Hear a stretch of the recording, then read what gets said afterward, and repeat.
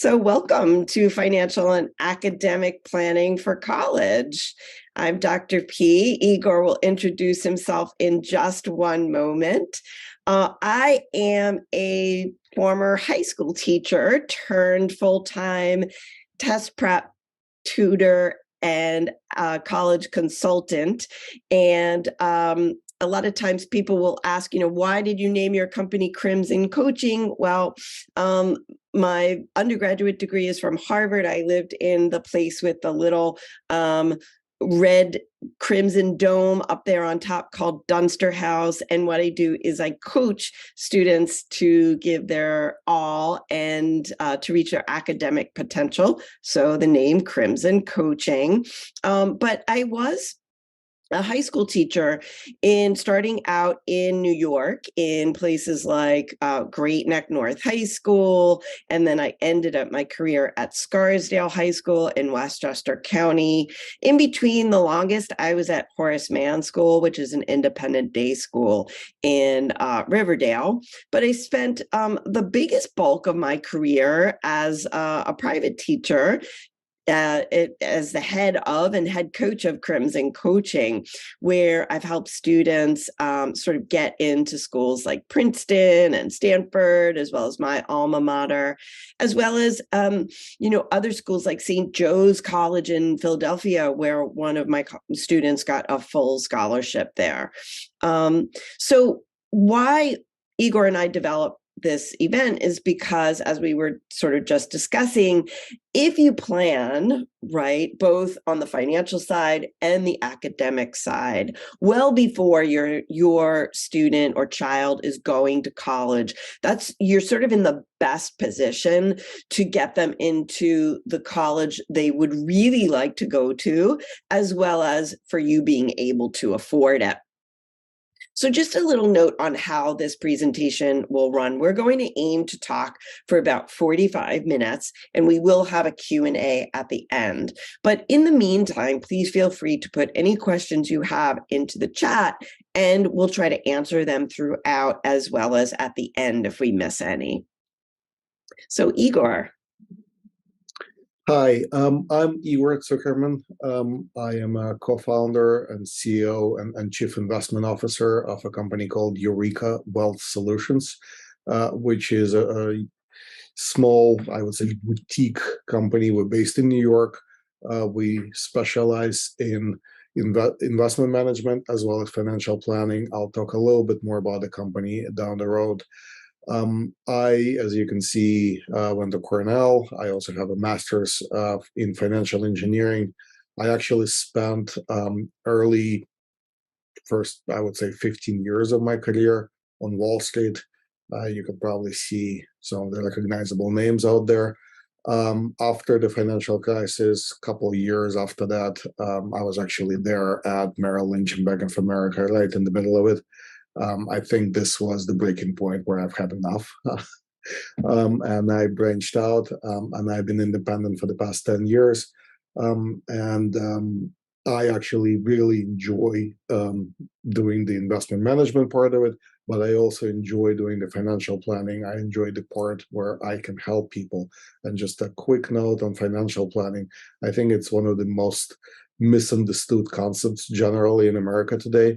Most people have a pretty good idea of the money flow in and out, of their income and expenses. But when it comes to planning, it's a whole different story. And I can tell you that top 3 things that people need to plan for and save for is retirement, college education for kids, and buying a property. And those last 2 are not always in the same order. And it always amazes me that even we have probably half the clients from Wall Street, and a lot of them have no idea exactly how to go about it. And this is why I'm running the company. This is how I enjoy helping clients, and this is why I'm doing this webinar today. Great, thank you. So I thought I would start off just by mentioning things that students should do early and parents help them, and things that you should do for all 4 years. And the latter part of my talk will be sort of breaking down what to do in 9th, 10th, 11th, and 12th grades. So one thing that I've noticed really since I started Crimson Coaching back in 2014, but I think perhaps even earlier, even when I began teaching at Horace Mann in 2007, is that students are really reading very little on their own. And why that hurts them is that when they then get to an exam like the SAT or the ACT, where they need to be able to identify the main idea in a piece of writing, they're really unable to do that. I mean, part of this, I think, is definitely because of the phone and the internet. It sort of chops up our attention, and we won't go into the why. But I think the more you can get your children to read quality nonfiction and identify the main idea, that would be very helpful to them. And if you want to know what sort of quality nonfiction is, especially in terms of the SAT, you can go to my website on the resources page. I actually have a little button where they can read quality nonfiction in the sciences, social sciences, and other types of reading that they might encounter on the SAT or ACT. I also recommend students keep an extracurricular journal. Believe it or not, when they apply to college on the Common App, they will need to write out not only how many weeks per year, but also how many hours per week they spent in each of 10 activities. They have 10 slots. And it's often really difficult for students to remember this in 12th grade, what they did in 9th grade. So I would say it's not something they need to do daily, but perhaps monthly. They can just kind of jot down what they did each week. It's also a great idea for parents to bring children to the variety of campuses that exist, at least in our New York metro area, but also I think really anywhere in the Northeast. I know Winnie's outside of Philadelphia, just to get a real idea of what's the difference, for example, of walking onto a small liberal arts private college like Sarah Lawrence College in Bronxville, for example, versus a large urban campus like NYU. I'm not saying that your student will apply to Sarah Lawrence or NYU, but if they decide then that they want to go to California for college when they're in 11th or 12th grade, they'll know then that they shouldn't be applying to both Chapman and UCLA because they'll have a very different kind of experience at both of those schools. I also really encourage students to meet with teachers regularly, not just in subjects where they're having difficulty for extra help, but in order to learn how to cultivate a relationship with an adult. This will really pay off, not just when they're in college, of course, when going to office hours can help them identify a mentor, but also when they need to be at the end of 11th grade, and I'll speak about that in a bit, when they need to ask an adult for a letter of recommendation for college. A teacher who knows that child outside of class will be able to give a much better recommendation when they know them outside of that 45-minute class. The last tip is sort of choose friends widely.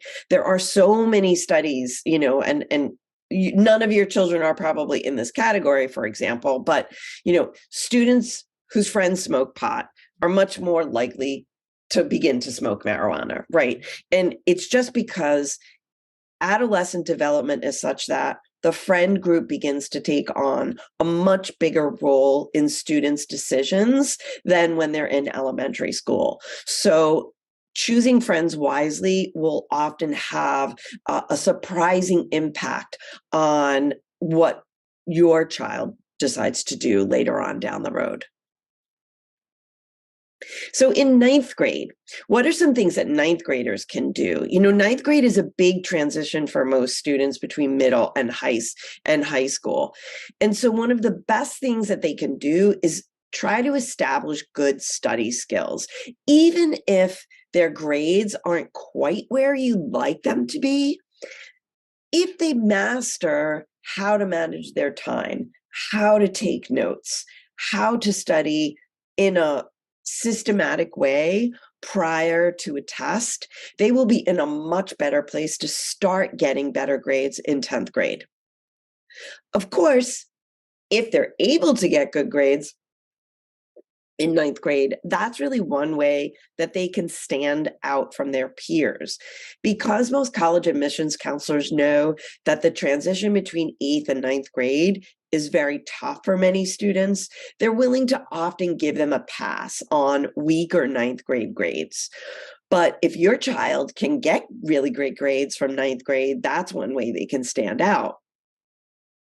I also encourage students that if you want to try a new extracurricular activity, try it out in 9th grade. This is really the time to explore. I once had a student who had done competitive gymnastics from 5 years old up through 10th grade. And then she wanted to start crew in 11th grade. And it's not a bad thing to start a new extracurricular in 11th grade, but she's just not going to have time before she graduates or really before she applies to college to show mastery in that new activity. So really, as you get down the road, you want to think about getting better and better at a specific activity or interest or academics. And so try to start that as early as possible. By 10th grade, this is really where you want to start to go deep.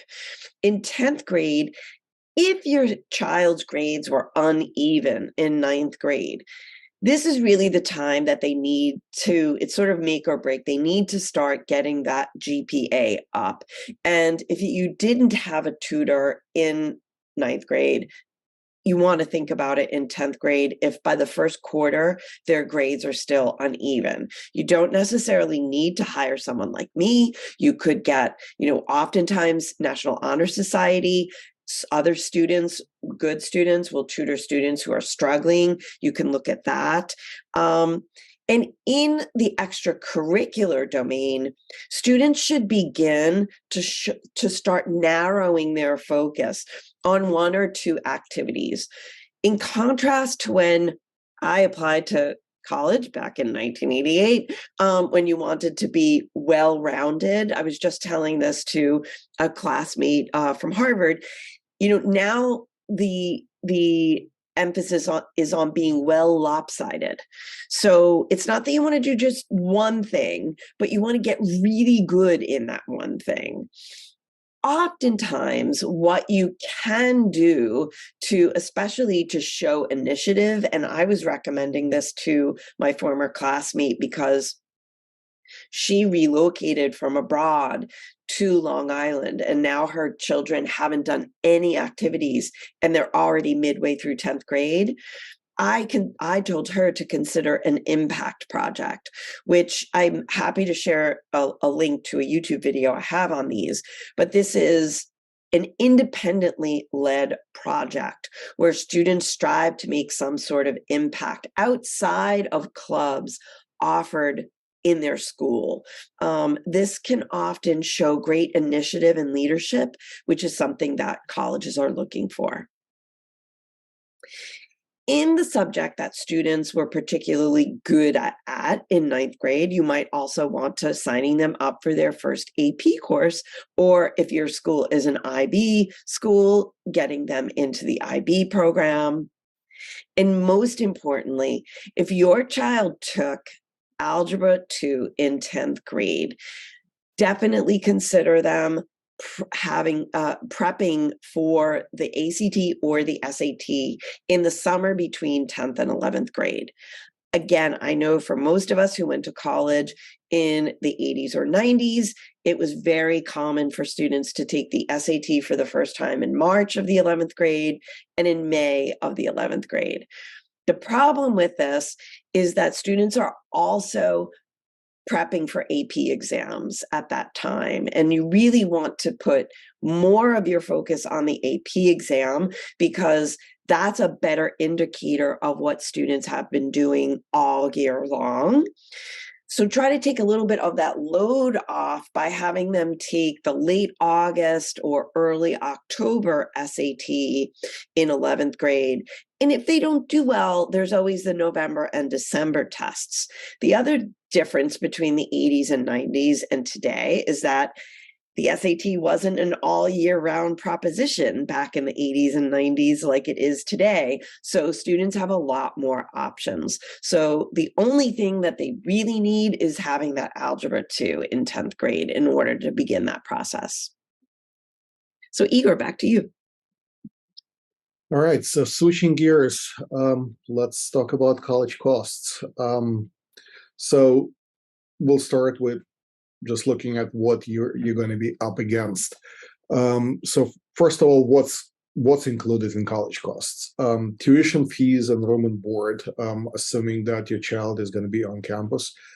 Those fees are actually relatively easy to track, and on the right side you can see the official government report of what it looks like and what it historically looked like in terms of those numbers for public, which is the public 4-year, which is the top curve. Of course, that's not where the college costs end.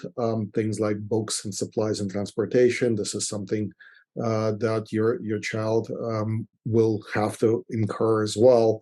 But those are more individual, harder to track, at least on an overall national level. And different savings vehicles that exist for college that I will talk about in a few minutes look at those differently. But obviously keep in mind, those are still your costs.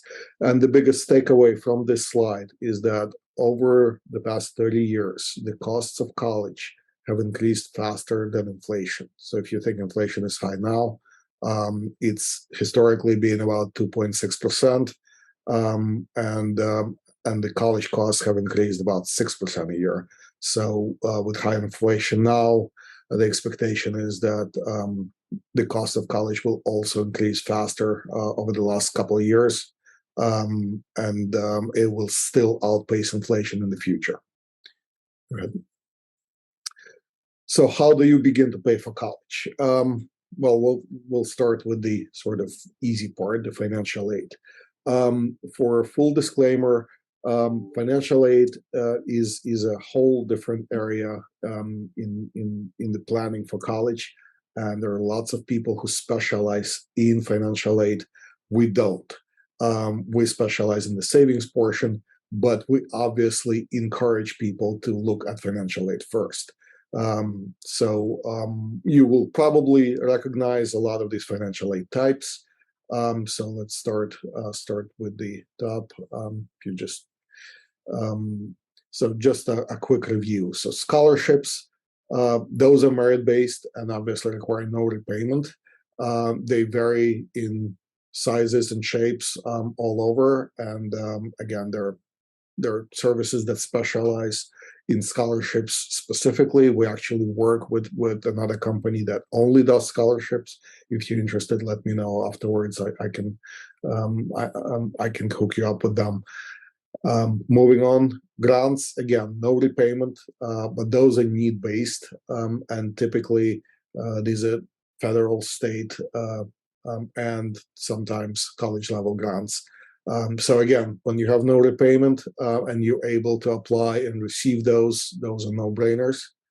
Going on to the next level, work study. So this is typically a program where students would work part-time, usually on campus, and obviously get paid for it, and that's part of financial aid. Usually a good idea if you can get that as well.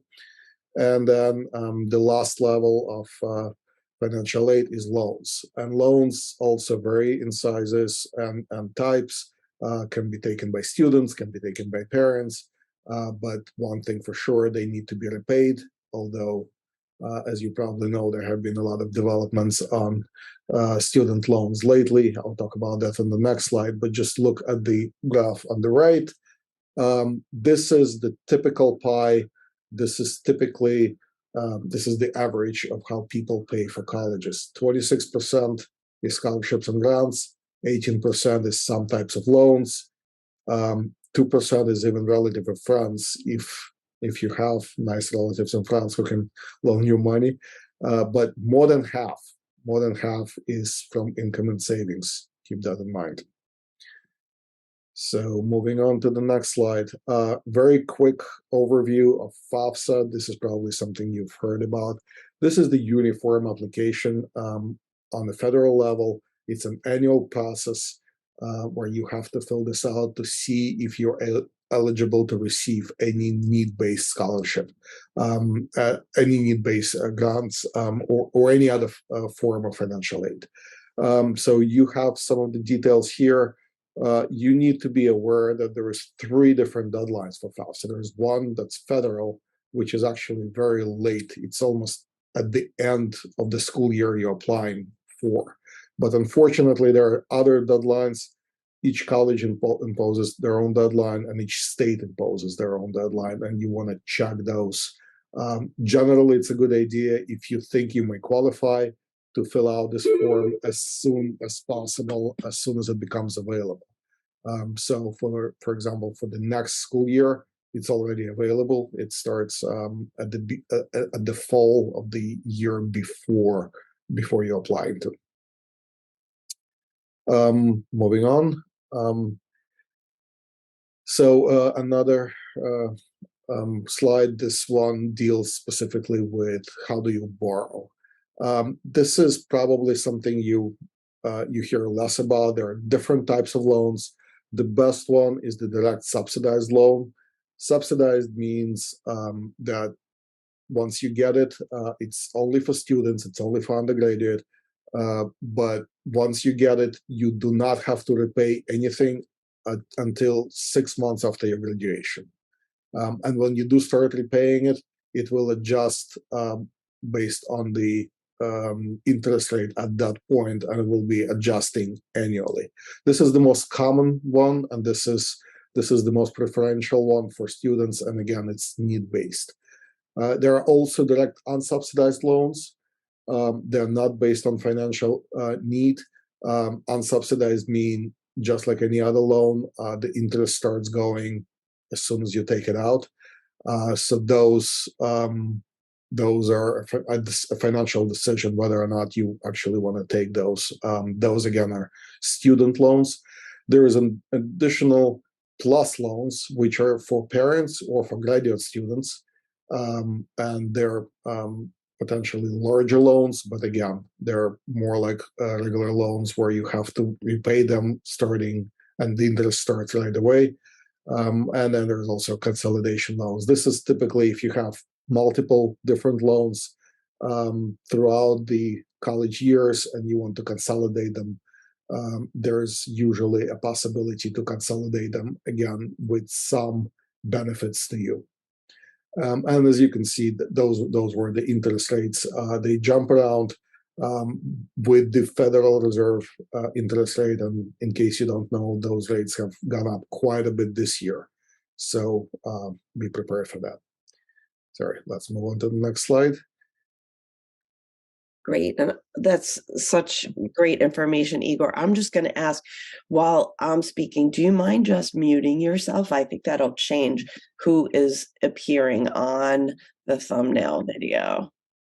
Yeah, it should. Oh, no, it's not. Oh, interesting.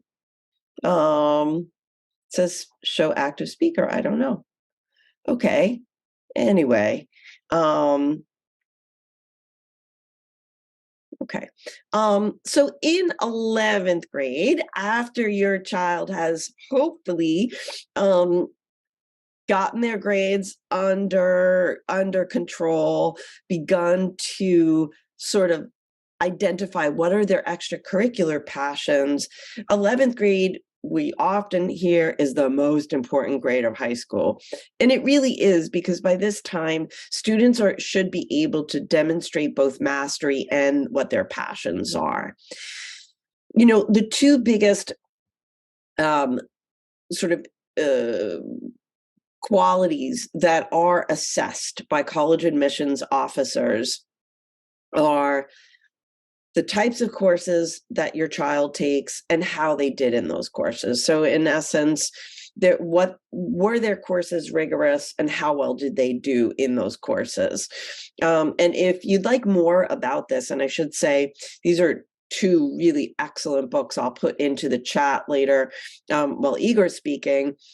Jeff Salingo's Who Gets In and Why, A Year Inside College Admissions can give you much more details about this. But if there are AP courses offered, your child should be taking them. Hopefully they're in subjects that your child enjoys, so that if they hate physics, don't have them take AP physics because they'll be miserable. But if they love history, definitely have them take, for example, AP US history. You also want to have them finish the SAT, ACT. Again, if they took Algebra 2 in 10th grade, have them finish that by December. If they're not accelerated, meaning if they are in Algebra 2 as a junior, of course, it's okay if they take it in March and May, but you really just want to be mindful of the fact that most likely if they are in AP courses, their attention is going to need to be bifurcated. And so probably starting to study for the SAT and ACT or ACT earlier so that they're not cramming for both the AP and the SAT at the same time would probably be a better option for your child. I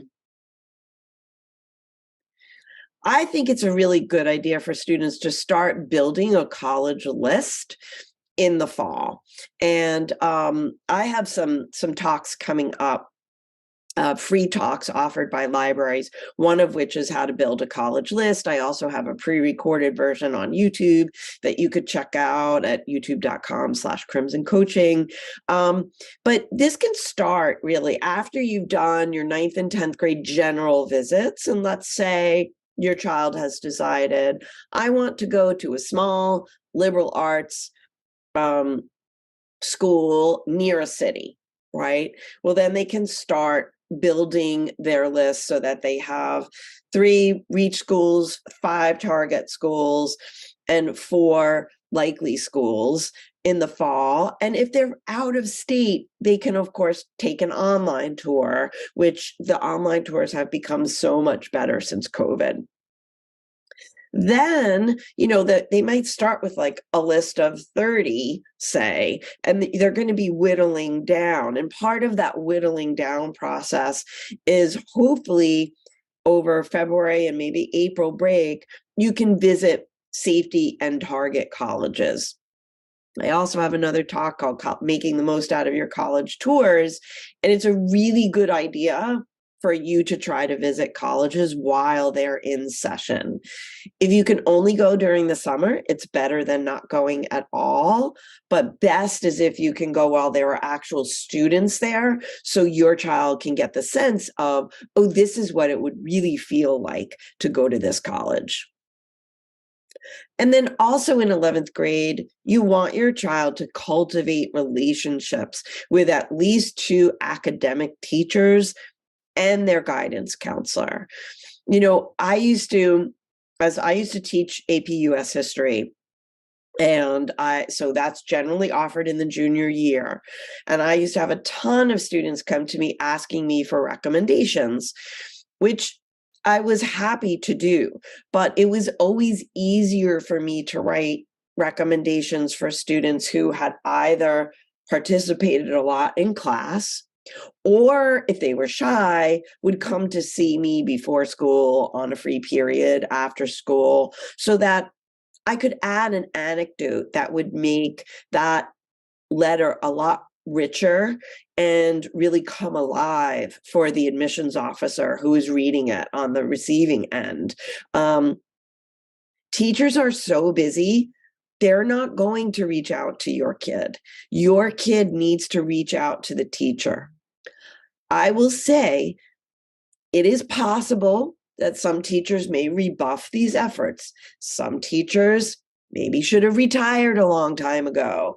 Some teachers just want to get their grading done in school. But I would say the vast majority of teachers get into teaching because they love students. And I know because I now work with students one-on-one, and that's what I really love. But when I was in the classroom, I realized, it's really hard to get to know students when you have 25 other students there. So your child really needs to make that effort for their teachers to get to know them outside the classroom. The reason for this, again, is those teacher recommendations. If your child is a little hesitant about going, they can bring a friend. I used to have kids come to me in groups of 2 and 3, and that we would usually have a lot of fun. And, they might even learn something during that process. If they're not big class participators, they might want to also show their passion for a particular subject through the classwork itself. I used to give a research paper, and I could always tell the students who went above and beyond for their research paper, or the students who were just kind of going through the motions. So I could also write about that for the shyer students.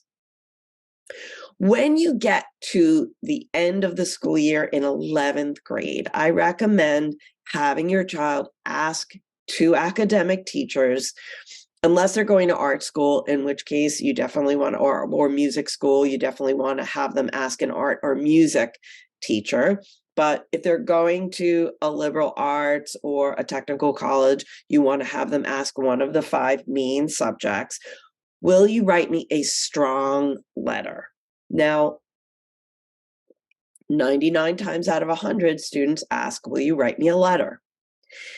I am a person who doesn't shy away from bad news. It's not that I like to deliver it, but I did have one student in the hundreds of letters that I wrote who I couldn't write that student a good letter. And I said to the student, do you have anybody else that you could ask? Because I'm not sure mine would be the strongest letter. And they went ahead and did that. Some teachers may feel uncomfortable with having that conversation. So if you just ask, will you write me a letter? That teacher may write you a letter, but it might be a mediocre letter, which is not what you want. So I would rather know that teacher would not write me a strong letter and have the opportunity to look for another teacher who does have a really something positive to say about me. So make sure that your child asks, will you write me a strong letter before they leave to ask. And you want to ask before the end of school, because lots of teachers will write these over the summer. Teachers do not get paid for the extra work that it takes to write these. And some teachers are writing upwards of 25 or 50 letters a year. That's an enormous burden for teachers. So sometimes schools cap the amount of letters that individual junior teachers can write. So you want your child to get in before their quota is filled. Finally, in 12th grade, you really want to start that application process early and stay organized. I recommend having your college list finalized by July, in between 11th and 12th grade, and then starting your Common App personal statement over the summer. The reason why is now you can, you don't want to start early because there's too much in 11th grade that needs to get done. You need to finish your SATs. You need to do well on your APs. In June, maybe the first half of July, you want to decompress. And then in 12th grade, when nothing else is occupying your intellectual bandwidth, that's when you really want to start your Common App personal statement, which is a 650-word essay. I say if parents have a limited amount of funds to dedicate to the college prep process, I recommend putting it towards an essay coach versus an SAT coach. And I do both in my business. I prep kids for the SAT and I also help kids with college essays. I feel that there are enough free resources or low cost resources. Like, for instance, I run a very small SAT prep class that is, a fraction of what I charge for personal, one-on-one lessons. Your child could get prepped in that way.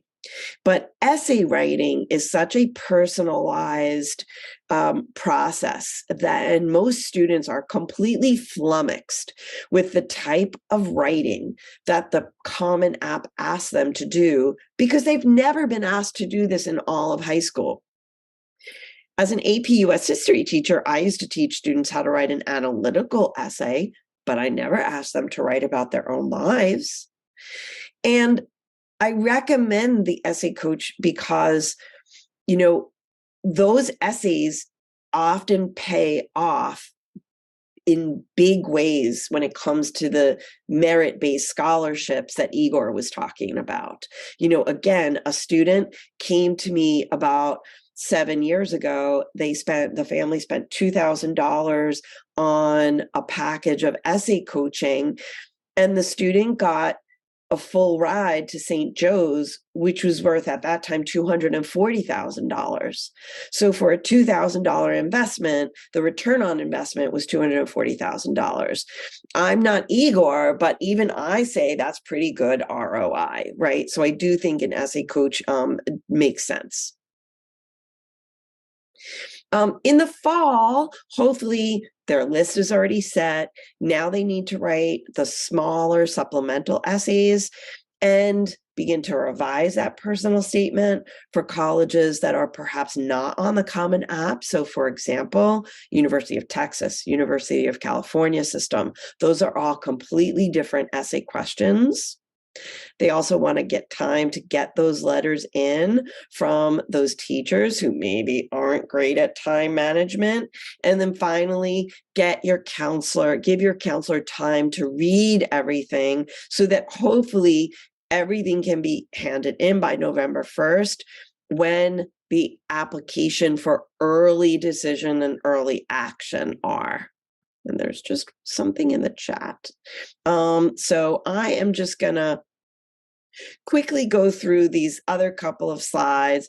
12th grade, I think that the biggest thing for students to remember, actually, I should put this on the all 4 years slides, is watch what you post on social media. College admissions officers, do check your child out on social media. And there have been instances, I know at least at my alma mater, where Harvard rescinded an offer of admission to a student after something that they posted on social media. Igor, back to you. All right, so switching gears again, assuming we're done with financial aid, how do we actually save for college? So let's take a look at these two charts, and they should be eye-opening. They were to me when the first time I did the research and found them. So the left chart is how America saves for college, and you can see all kinds of savings vehicles, savings account, checking account, regular investment account. The truth is only the bottom three, 529 plan, Coverdale, and prepaid state plan are specialized and give you some sort of benefits to save for college. The other 60% are not, and that's still how majority of people try to save for college. And if you look at the chart on the right, this is what's actually being used for college. 529 plan is leading, which is great, and I'll talk about that in just a minute. But the second one is potential retirement savings. Please, I implore you, do not do that. This is what a lot of people do, and taking money out of your retirement savings to pay for your child education sounds noble, but this is, from financial perspective, probably the worst thing you can do. Not to mention that you're reducing your retirement savings, you're actually paying taxes and penalties. And that is just a sign of poor financial planning. And this is why I have a job, so you can avoid that. Okay, so move on to what do you actually need to consider for college savings? If we click on the list on the left, benefits and the disadvantages that you need to look at include all of those different things. Federal income tax treatment, any contributions, growth, and distributions from any plan that you're looking at, you need to know what those are. State income tax treatment, that's a really hairy one because every state has its own rules on everything. It's amazing how different they could be. Federal income gift tax treatment. This is something also you need to know, that a number of contributions to different plans may fall under the gift tax treatment, which currently is starting this year $17,000 per person from anybody who is giving a gift, or 34,000 from a parent, from two parents. So some of them, if you exceed that number, you may get tax on. Estate tax, which most people don't even think about, but there are some implications. All the other things, maximum investments, whether it's annual or overall, some are generous, some are very strict. Ability to change beneficiary. Again, if you have more than one student and you may want to change the beneficiary, it could be very advantageous, and a plan that doesn't allow it is a problem. All kinds of restrictions on time, age, and your income. Also, you should consider how financial aid would treat any one of those savings plans that will be on the right side in a second. What types of investment choices go in there? What expenses qualify for you to actually get any benefits from? And of course, what do you do with non-qualifying expenses? So it's a lot to think about. And these are just, if you click on that, the next list on the right, these are some of the plans that are available that have some combination of these benefits on the left, and some are work for some people and some are better for other people, again, depending on all these different types of benefits. To be sure, we actually have a whole matrix that basically has, the left as the columns and the right as the rows, and we know which ones are better for who. But unless you actually do the exercise, it might be a very time-consuming task. So moving forward, 529 plan. We consider this to be universally one of the better vehicles, and so does most of America. Again, there are some exceptions, and this is not the only way you can do this, but 529 plan checks most of the boxes. So it allows your investments to grow on a tax-deferred basis, and the distributions are tax-free as long as you use them for college expenses. So if you're familiar with something like an IRA, for example, this is somewhat similar in that sense that you can contribute money to it. You cannot deduct it from your federal taxes, but some states allow you to deduct some portions of the contribution from your state taxes, which is also useful. You must use the funds for education. These are all the different types of things that you can use it for. It's recently been allowed to also use for K-12 tuition. Unfortunately, it depends on the state. Most of you who are in New York State, unfortunately, you can't do this because the state of New York almost immediately disallowed that. But in some states, you actually can. It also allows you high contribution limits, which, in some states goes up to over $500,000. It's also favorable financial aid treatment, meaning it's looked at as student benefit, not as a parent benefit. State tax benefits that I already covered, and a few other things. So the one possible negative is that it does not allow you self-direct investments, meaning the choices are somewhat limited. and it might be a good idea to have a financial professional to help you with that. One last thing I wanted to mention on that is that a very recently passed law, literally last Christmas, allows you to roll over anything left over in your 529 plan into a student's IRA rather than taking money out and paying taxes and penalties. So if you're worried about over contributing to it, worry not. You can still find good use for that money afterwards. Moving on to the next slide. So just a few words about my company. So we're a fee-only fiduciary advisor, which means we put your interest first. We do not sell anything commission-based, no insurance products, no trade commissions, none of that. As I mentioned, we specialize in financial planning and on the investing side in thematic and impact investing, which I can do a separate webinar on. So I'm not going to go too much into that, but I'm happy to answer questions on this. Generally, we start with your goals and your values, and that's our approach. And so moving on, one of the things that may go with your values, we donate 2% of the fees you pay to us to a charity of your choice, which I don't know another financial advisor who does that. We are completely personalized. We treat you as a separate case. We do not have any two financial plans or any two portfolios that are the same, and there is no reason for it because everybody's different. And we focus on retirement and college planning. You can actually see on the right side a screenshot of one of our financial plans where we assess everything that's going on in your life financially and your goals. We'll look at your main goals.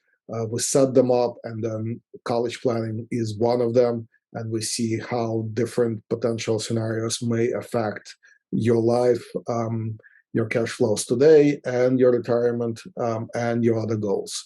And as part of it, we also help you set up and manage 529 plans. Dr. P. Okay, great. So we're just wrapping up, and before we end, I'll just mention that I have a little college planning checklist. You could feel free to email me to get that. It's my version of a handout. You can also learn more about lots of the things like college tours and making a college list on Crimson Coaching's YouTube. And if you found this interesting, helpful, I give lots of webinars about once a week, usually at night, for different libraries around the tri-state area. They always let people sign up for free when they're online. Some of them will be in person, though, starting this spring. And I also have a new version of my SAT prep starting February 26th. There's a little early bird discount if you register by February 9th. So that might be helpful to those of you who maybe have 10th or 11th graders out there. And I just want to, thank you all for coming. I know sometimes people need to drop off the call because you only have an hour for lunch, but we did want to try to answer some questions. I did answer some privately in the chat, but if there's others that you think, might be relevant to everybody, feel free to either unmute yourself, or if you feel more comfortable, you could put that into the chat. And I also just wanted to add, so you can see Dr. P's and my information in there. You can feel free to call me or email me or visit our website to read more about our process and how we do things. I also wanted to offer all of you 1 month of free service, which in my industry is not offered because there's so much work that goes up front. But for attending today's webinar, if you mention Dr. P's webinar, we will give you the first month for free. Oh, that's so kind, Igor. Yes, I don't do 1 month for free, but I do free half-hour consultations. So if you feel like you have a question about, an academic related question regarding your child, I'm also happy to meet with you for a half hour, and see if I can help you. Yeah, obviously, first conversation with me up to an hour is free as well. If it's not for everybody, we need to figure out if we can work with each other. So again, that's besides the one month free. Great. I will actually make one question that came to me privately in the chat. I'll talk about that generally, about whether it's better to get A's in regular level courses or B's in AP level courses. In general, colleges will look more kindly on B's and APs because they see that the student is trying to challenge themselves. There's a limit, though. If that child's grades start to drop down into the C level range, that's when it's not going to help them. And I also, as just a teacher, know that the amount of time that course is probably taking is going to start sucking time away from other courses. And you probably, if they're down in the C level for an AP class, you probably want to go into a regular level class. There was another question that came into the chat that's more directed, that's probably, I think, better for Igor. I don't know if you can see it, Igor, if okay. I don't think so, no. Okay, so I'll just read it out loud. Any advice on how to adjust your savings portfolio to maximize the benefit from a FAFSA perspective? I'm sorry, which portfolio? Savings. Oh, savings portfolio. To maximize benefit from FAFSA. Right. So FAFSA will look at all the parents' assets. Some of the accounts will have preferential treatment, like I mentioned, 529 plan, for example, even though it's in the parent's name, but it's for a beneficiary, and it will be looked at as student savings and student income rather than parents. Also, keep in mind that FAFSA typically looks at 2 years back. So for the next year, for the 23-24 year, they will look at the 2021 statements and 2021 taxes. So I'm not sure if there's something you can do specifically to plan for the year that you're applying to try to minimize your taxes on that year, but generally keep that in mind. In terms of the accounts, again, you can't really hide any accounts. If you're talking about savings account, you'll have to show it, and that's going to be counted. So general advice again is look at some of those advantageous plans that I mentioned. Some of them have very specific benefits that may or may not be useful for you, but typically those are all better than just savings account or regular brokerage account, either from the point of view of taxes or from the financial aid perspective. There's definitely some benefits. Hopefully that helps. Great. Thanks, Igor. There's another question. Igor mentioned that 529 plans can help in terms of favorable financial aid treatment. Can you elaborate on that? Yeah, I believe I just answered that. So it's from the point of view of the federal financial aid as well as state and college. This will be looked at as student resources, not parents. And as you probably know, the onus is always on parents to pay for students. So that will reduce your bill. Okay, great. I'm sorry I didn't get that. I'm also monitoring our Facebook Live chat there. Any other questions, comments? There's a question coming in from Facebook. Let's see. If a student has great grades, very positive SAT scores, and a part-time job? Should the student let potential schools know that she worked during high school?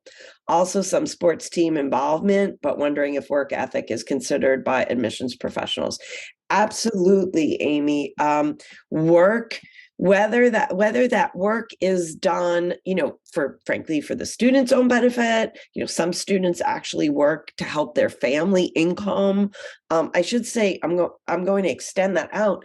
Some students are actually watching younger brothers and sisters so that their parents can be out at work. That should also be mentioned. And they can do that. Students can do that in a couple of different ways on the Common App. They can either put it in their activities list as one of their activities, work or, watching siblings, or they can actually write one of their supplemental essays on it.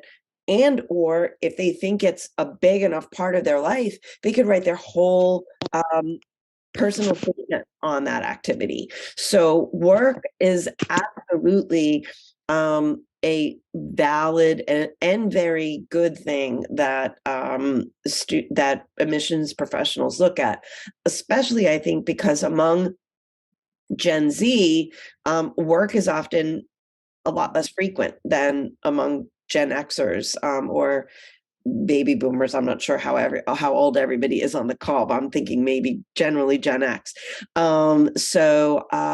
Yes, for sure, mention that. Other questions?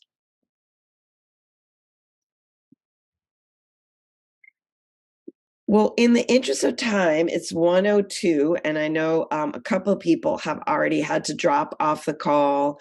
I want to thank Igor for partnering with me. Thank all of you for coming and watching on Facebook, if that's how you're doing this. It's been a lot of fun, and I hope to see you at another webinar soon. Igor, would you like to say anything? Okay, great. Thanks so much, everybody. Have a great day.